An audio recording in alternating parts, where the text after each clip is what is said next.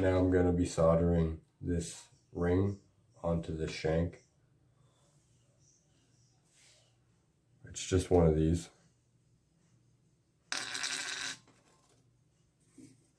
So what I'm going to do is I'm going to apply some flux. It's just borax crushed up in a little ceramic dish. Well, not really crushed up, but I have a little cone that I rub in a dish. And when you flux a ring like this, if you're going to duplicate what I'm doing, you want to make sure that you get the outside and the inside of where you want the solder to flow. Because this solder or this flux isn't always going to suck to the other side.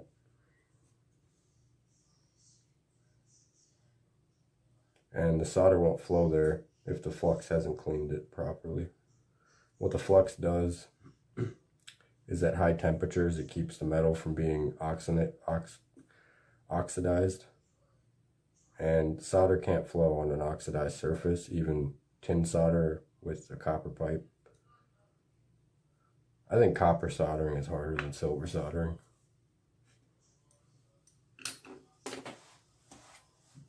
I'm going to cut a strip of medium solder. This will be this stuff. Gotta clean it up quick.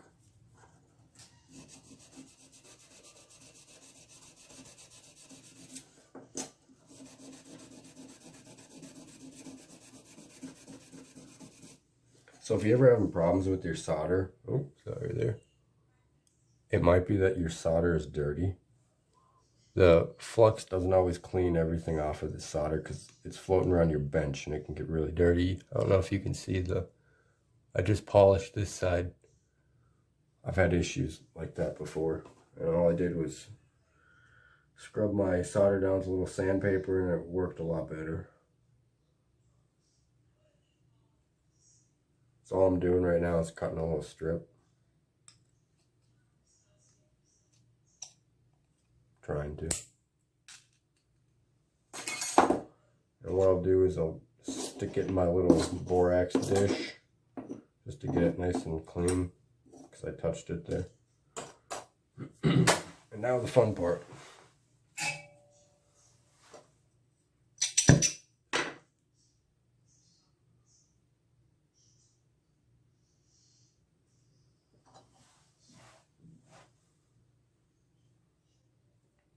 So I'm trying not to touch where I want solder to be with the flame, especially the tip, because this is where the dirtiest part of the flame is. The hottest part is going to be right where this blue is at the tip of it. Should be a little cone there. There we go. The slower too you heat a piece, the less the flux is going to move it, because you can see how the flux wants to expand. It'll actually move pieces around that aren't attached. Alright, we gotta get our solder ready. Once the flux starts to boil and turn glossy, you're right at that point. There you go, it's just eating that solder up. Turn the ring. Keep that heat going. Alright, now I'm going to do the other side. I put my rings on tight so I don't need to use any steel wire to bind it. I don't like how I got that gripped. There we go. Alright, now turning it over and doing this side just kind of helps fill these gaps. I will be filing it, so the only time you're ever going to see these gaps is when the ring patinas, and you can't avoid that with solder, unless you're using some kind of extra hard solder maybe, but that's a challenge in and of itself. It's hard enough to get silver to the right temperature for hard solder to work. I don't know if you could make anything harder than hard solder. Alright, now I'm just going to push the heat around evenly so I can make sure I got solder flowing everywhere. Alright, now I can see it glowing up. Alright, we'll call that good and we'll dunk it here in a second. And when I'm quenching my silver, any metal in particular, I always try to keep the metal in some kind of movement while it's in the water. That way it has less risk of fracture.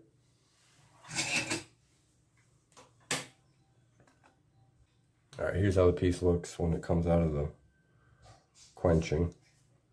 All this red stuff and this green and blue stuff, that's residue from the borax, and it's actually a very glassy material and it'll ruin your files. So make sure you put it in Pickle to get that stuff off. You can buy Pickle, there's all kinds. You can buy eco-friendly ones, you can buy food grade pickles, you can make your own pickle, and all Pickle is it's a acidic solution that cleans the metal without necessarily removing it. So there's some cleaning up to do, but it soldered completely all the way around.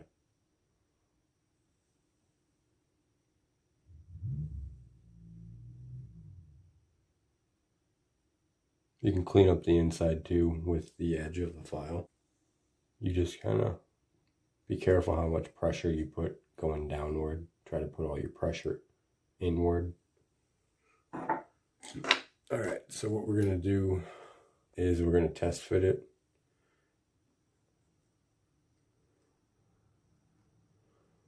Okay, looks like this one fits pretty good. It's a little smaller diameter. You need to get one of these. It's a ring making mandrel. This is a forging mandrel, not a show mandrel or a size mandrel. There's a difference. This one's not going to dent or chink or scratch. I've hit it with a file and there's still no marks. Alright, all you do is, I like a wood mallet. A lot of people prefer rawhide mallets. This one I can just make it though. It's a one by one stick.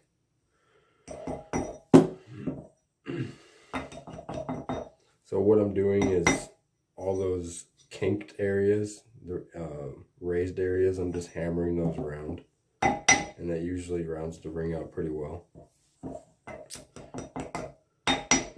Now what I'll do is I'll take the edge of it and I'll just kind of beat it down the stick. I'll take this one, this edge right here that's indented, and I'll whack it to get it down once it gets really tight. The reason I don't like doing that with a hammer like this is because this is going to mar up your ring, your jump ring here, and this one won't mar it up at all.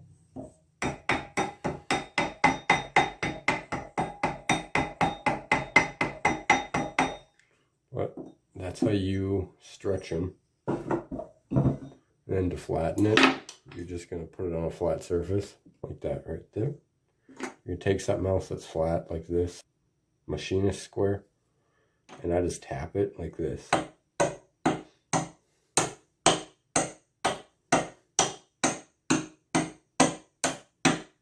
You don't have to tap very hard.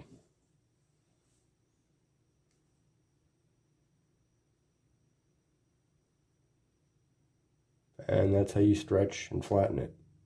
Alright, hey, I forgot to show you how I get the ring on flat. You can see it's not really on there perfectly.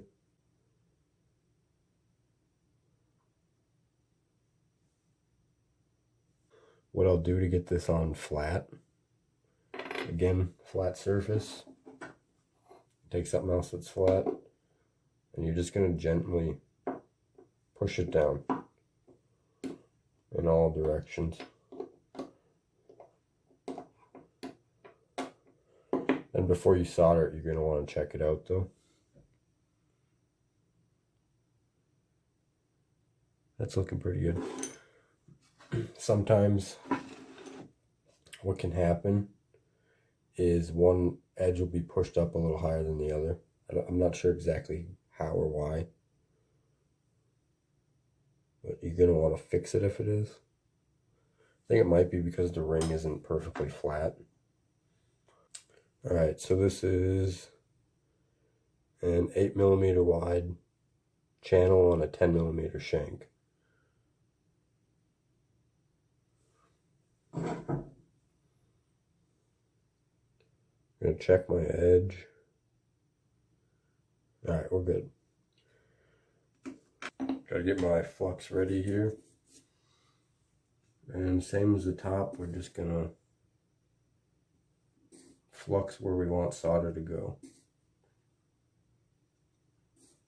And you don't really need much because flux has capillary, something sounds like a caterpillar action where it'll pull from one side to the other.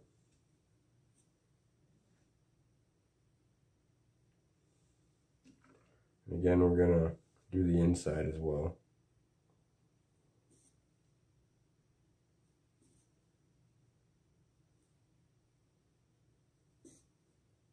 If your ring is fitting really loose, your outside ring is fitting really loose on your inner ring, what you can do is saw it, take a little chunk out, resize it, or you can just use some steel wire and bind it. Alright, I'm going to be using medium solder again. And basically how I cut this is I just do a strip as wide as the blade is. And that's my piece of wire solder. That's what I call it. And we're gonna, I always try to put the solder in flux before I use it, just to clean up anything that might be left on it.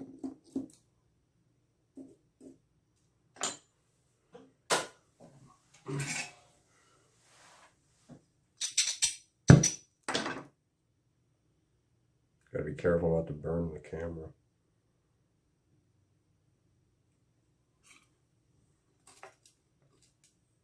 It's a little tricky doing a solder joint on a solder joint, but you do enough of them, you'll get good at it. So I'm going to start by heating the top of the ring, just to let that flux do its thing slowly. The slower flux works, the less it moves your pieces that aren't physically attached. And once that calms down, I'm going to direct the heat towards the bottom of the ring. The bottom of the ring is the side that I'm soldering. Right now the top has already been soldered, so I don't really want to heat the top up.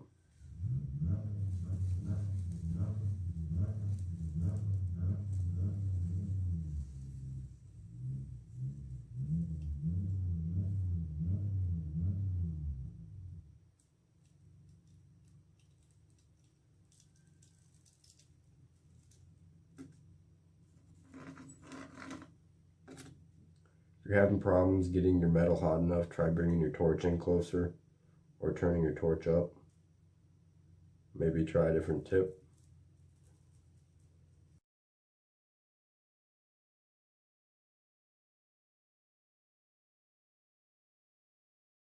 Alright, so we got it out of the pickle now. And as you can see, there's a lot of solder that we need to clean up. We also need to get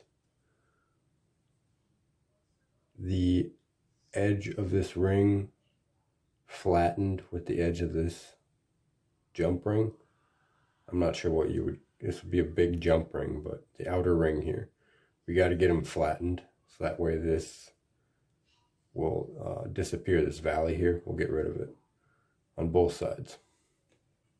For getting the solder off, I'm going to use an old file, a dull one, just kind of a cruddy one. I'm also not going to collect the shavings starting off because it's going to be mainly solder. I really don't want that in my shaving collection. That's what I got so far. Just a good way to recoup silver.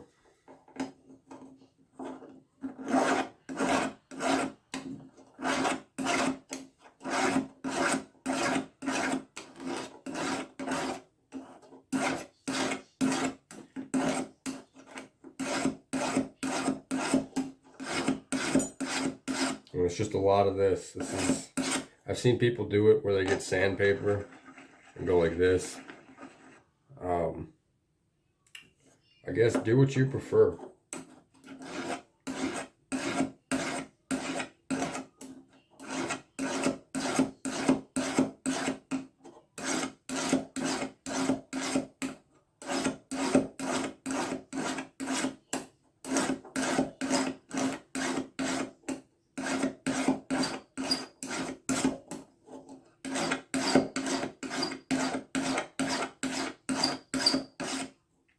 Okay, now that I've got the majority of this solder off, I'll do the other side here. I'll pause it though. You guys don't have to watch that. Majority of that solder is off, and now I'm digging into the silver. So I'm going to switch files, go to my better file, but first I'm going to do the other side. And I'm going to start collecting the shavings too. If you notice your ring has an edge that's higher on one side compared to the other, work those raised areas down first, because if you just try to level the whole thing all together, it's going to be cockeyed. Just quick tip. All right, got both sides cleaned up. Now I'm ready to switch files, and I'm ready to do the final finishing on the shaping for this. Final shaping.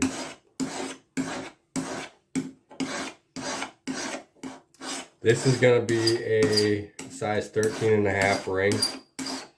It's about a size 13.25 right now. I got to continue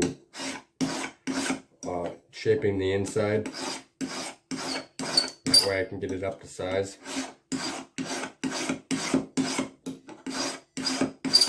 That's a good sign too, to know that you're cutting flat, is when your file is making that screeching noise.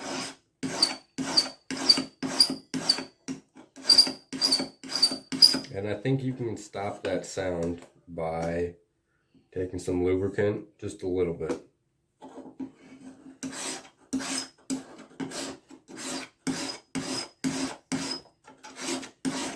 Wouldn't say it completely rids it, but it tones it down a lot.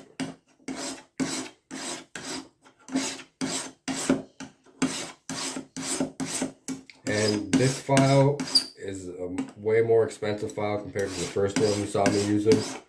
So this is gonna hog off material much smoother and much quicker. But if you have a lot of depth to do, you can go for a really coarse file like this. That'll hog the material off in no time. But I'm gonna flip it now and do the other side a little bit too. This side might be a little quicker to finish.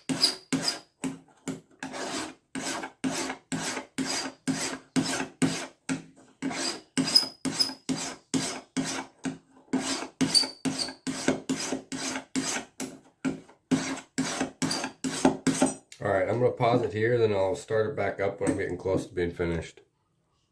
Alright, the point at which I'm at right now, I'm going to switch to a buff stick. This is just emery paper on a stick of wood. And the reason I do this is just, it's a little rougher on it, but at the same time it's gentle. So it's gonna dig down, but it's gonna leave a fine trace of what happened. Whereas the file, you can get this, the files I have are fine, but they don't leave the same kind of stroke as emery paper. And I switch to the emery paper when I get close to finishing the shaping here, because that way I don't have the file accidentally dig down in some area and I have to go even deeper with the metal to get it out.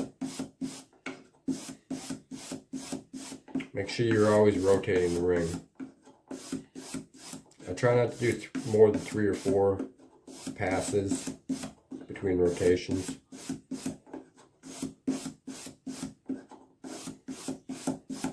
And this would already be done if I had a fresh piece of emery paper on here. The one thing with emery paper is it can wear out quickly, but if you use it right, it's not going to. And this side is just going to lower or get higher and higher in grit. And you can have one side used and one side fresh. then you'll have a two-sided, two different grit buff stick.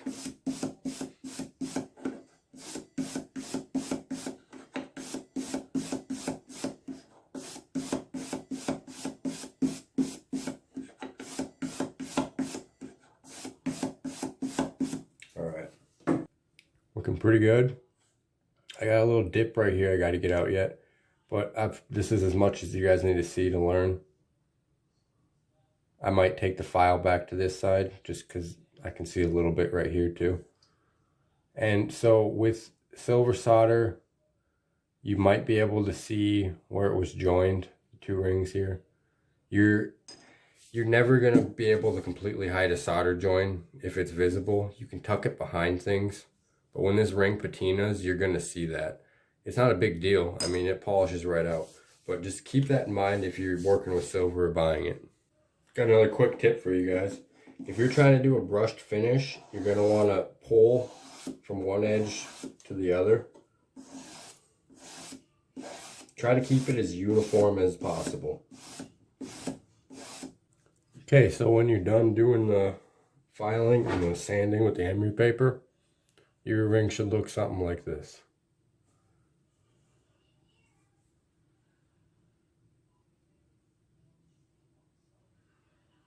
I'm going to do one more grit, 1200.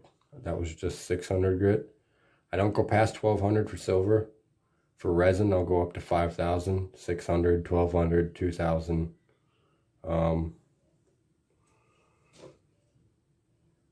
Yeah, 600, 1200, 2000, 5000. That's what I do for epoxy.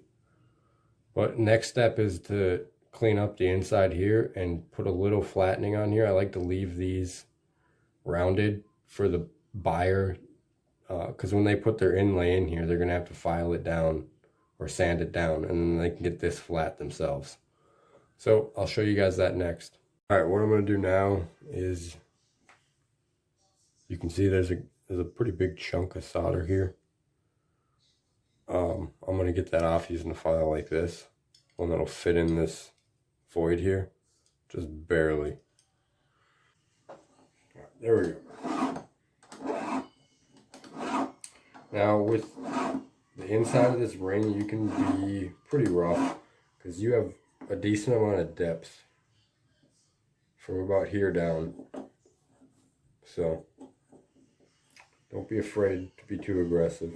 If your client wants the ring to have like a mirror finish on it on this side because it's going to be showing, then you're not going to want to be so aggressive. And with these rings, the smaller down you go with your width, the harder it is to get the inside polished, just because there's really nothing that fits in here.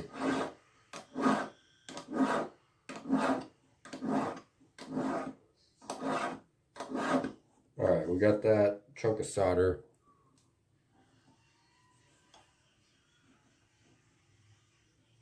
Taken off.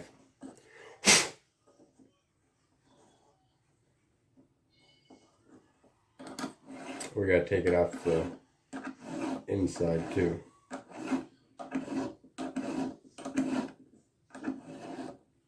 This filing this way, you're gonna want to be a little more careful.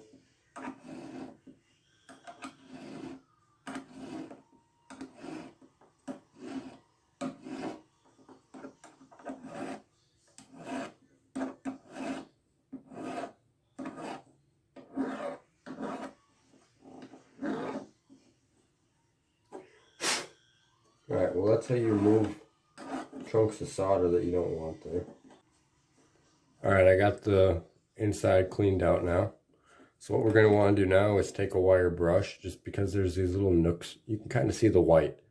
The white compared to the gloss, the brilliance, I think, of the silver.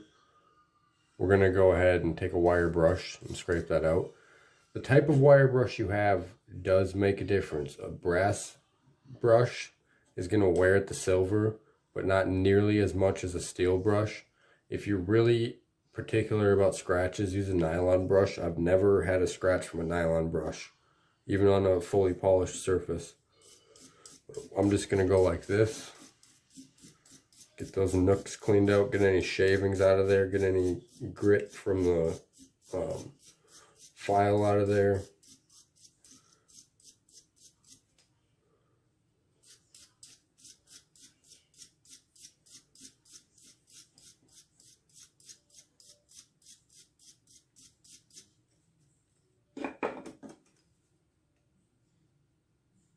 Okay, now that we got that done, we can go to shaping the inside of the ring. So for shaping, you want a half round ring file.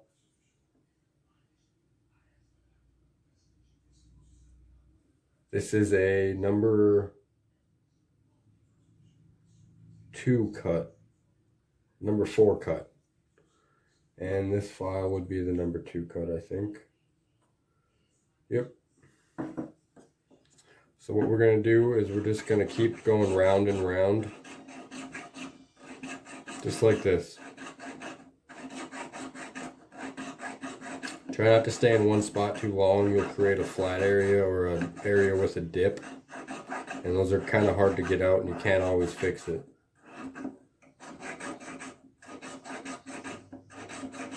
And I'm doing this instead of stretching it because I don't want to manipulate these bands anymore. They might come out of shape if I try stretching it. So getting to my final size, this is how I'm going to do it.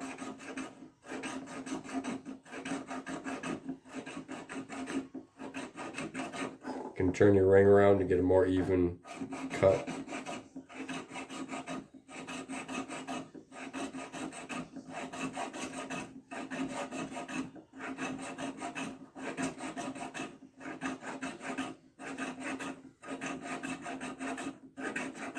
Alright guys, I'm going to keep working at this, but that's all you really need to see for cleaning up a ring.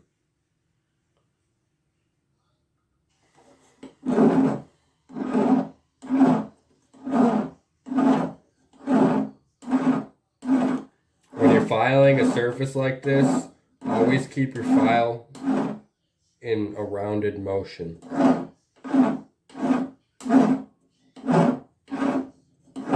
Like I stated earlier, I'm not going to put a full flattening on this because the client will put the final flattening on after they get their inlay in here.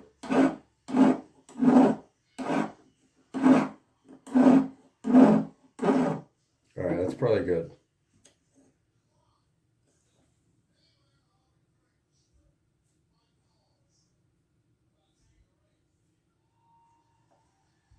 And that's how I do it, guys. I hope you enjoyed the video.